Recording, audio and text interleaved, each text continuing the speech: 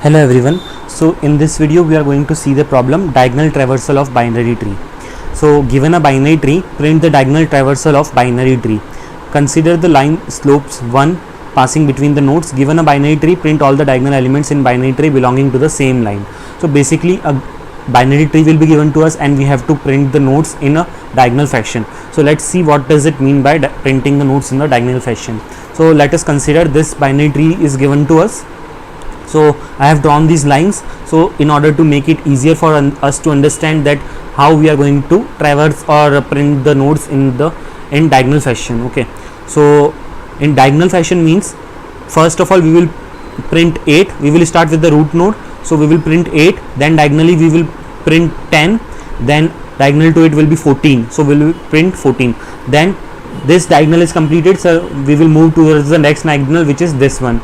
Okay, so we will print 3, then we will print 6, then we will print 7, and then 13. Similar to that, we will move towards the next diagonal, which is 1 and 4. So we will print 1 and 4, so we will get the output something like this. Okay, so this is what is called as diagonal traversal of a binary tree. So now how we are going to traverse it, or how we are going to print the diagonal traversal. So basically what we are going to make use of is in order traversal only. So we are going to do in order traversal of this given binary tree, but we have to consider one or two cases so that our diagonal traversal happens in a perfect way. So we will start from the so as we all know that in order to do the diagonal traversal, what do we need? We need a queue. Okay, so we will take a queue, we will insert our node into the queue. Now instead of going to the to each and every node, what we are going to do is we are simply going to print the right child, because we know that in order to print the diagonal traversal, what we need is we need to print the right child only. So initially we will print 8, then we will print 14, 10, then we will print 14. Okay, so 8, 10 and 14 is printed. Now when we have printed the 14, the next element that we want is 3. So if we would have been directly traversing the right node and printing it, then we don't have any other option to go back to node 3. So in order to do that, what we are going to do is we will initially put our root node into our queue, and then we will check if this root node has any left child. If it has any left child, what we are going to do is we are going to insert that left child into the queue. So at present our queue will have contents like this. Okay, so I am going to write the output here.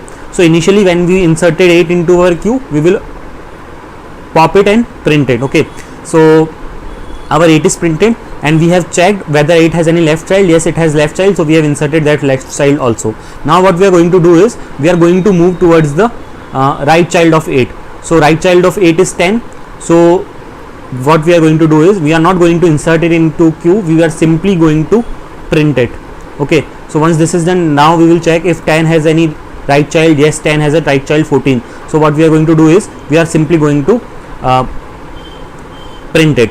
Okay, while traversing these individual nodes also, we are going to check if these nodes have any left children or not. So for 10 there was no left child, so we didn't do anything, we simply printed it and moved towards the 14. So for 14 also we printed it, and then now we are checking if it has any left child or not. So 14 has a left child which is 13. So what we are going to do is we are going to insert 13 into the queue. Okay, so once this is done, so 8 was previously popped out because we have already traversed it. So now what we are going to do is we are going to take the next element into from the queue, which is 3. So what we are going to do is we are going to check for 3. So let's check if 3 has any left child. Yes, 3 has a left child. So what we are going to do is we are simply going to insert it into the queue, and now we are going to print 3, and 3 will now be popped from the queue. Now we will check if 3 has a right child. Yes, 3 has a right child. So what we are going to do, we are simply going to print it. Now we are on 6. So for 6 we will check if 6 has a left child. So 6 has a left child, 4. So we are going to insert that into the queue. So you can observe that in the queue we are only inserting the left children only. Okay, so for 6 now we are going to check if 6 is a right child. So 6 has a right child called 7. So we are simply going to print it. 7 does not has any left child, so we are not going to do anything. So we since 7 does not have any right child also, we are going to take the next element from the queue. So the next element from the queue is 13.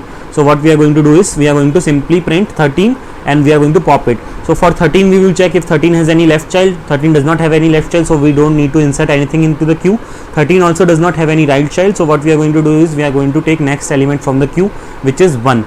Okay, so for 1, so first of all we will take 1 and print it and we will pop it from the queue, and for 1 we will check now if 1 has any left child. So 1 does not have any left child, 1 also does not have any right child, so we are going to move towards the next element into the queue, which is 4. So we are going to take 4, we are going to print it.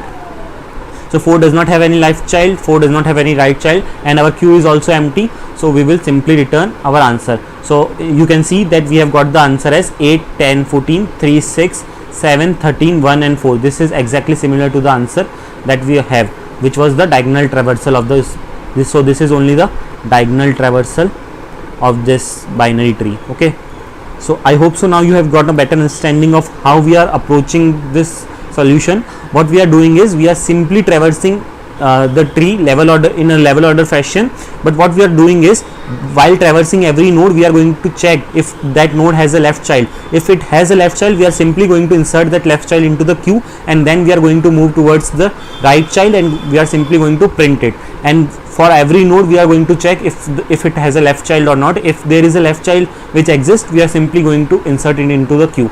So initially when we are on 8, we will check if the 8 has left child. Yes, it has, so we have inserted 3. Then we have moved towards 10, we have printed 10. 10 does not have any left child, so we have simply moved towards 14. 14 has a left child, so we have inserted 13, which is the left child of 14, into the queue, and we have printed 14. Okay, so since 14 does not have any right child, so now what we have to do is we have to take the next element that is present into the queue. So 3 was the next element, so we have taken 3. So this case that we have stored the left child into the queue, so this approach only helps us to revert back to the next diagonal. Okay, if we would have not stored it in somehow into the queue, then we would not have any way to come back to 3. Okay, so now you might have got a fair idea about this logic. Now let's see the code. So we are given a diagonal function and the return type of this function is vector, so we have to store our answer into the vector. So we have taken a vector int v and we are going to create a queue because we need to do the level order traversal. So this is the base case where we are writing if root equals to null, we are simply going to return vector, and since we need to do the level order traversal, what we are doing is we are pushing the root into the queue. Then this condition where we are writing that we are running a loop until and unless our queue doesn't get empty. Okay, so we are taking a temporary variable. This is similar to the level order traversal we are doing. We are going to take the front of the queue into the temporary variable, we are going to pop it from the queue, and then what we are doing is we are checking until and unless our temporary variables doesn't get null. So if our, so why we are doing this thing, because we need to traverse until and unless our temp gets null. Okay, so first of all we are checking if temp or our current variable has any left value or not. So if it is not null, if there exists a left of it, what we are going to do is we are going to push it into the queue, and then what we are going to do is we are going to push the data of the temporary variable into our vector. Okay, so once this is done, we are going to move towards the right of the temp variable. So this we have to do until and unless our temp becomes null. Okay, so let me explain you what these 3 lines are doing. First of all, consider we have 8 as the temp. Okay, so temporary node we have is 8. Okay, so what are the 3 conditions that we have to check? If temp of left is not equals to null, so we are checking if there is any left child of temp. Yes, if there is any left child of, if there exists any left child of temp, what you have to do is you have to insert it into queue. So these 2 lines are doing this thing only, that is if there exists any left child of temp, you have to push it into the queue. So once this is done, what you are going to do is you are going to push your temp value into the vector. So vector means the answer, so you are going to push it into the vector. So once this is also done, what is the next thing that you have to do is you have to move towards the right child, which is moving towards this 10. So you have to move here. So that is what it is written, temp equals to temp right. Okay, so this entire process you are going to do until and unless you are going to get the temp value as null. So suppose you have done for 10 also, you have done for 14 also, then the next element that you are going to get is null. So whenever you get null, what you are going to do is you are going to come out of this loop, and then you will take the value from the queue. Okay, so once you will get null over here, then what you are going to do is you are going to take the next element that is present in the queue, which is 3. So in this way you will traverse the next diagonal, and this is how we are going to traverse the entire binary tree in a diagonal fashion. So once this is done, you are simply going to return the v, which is the vector, your answer vector. So let's try to submit this code.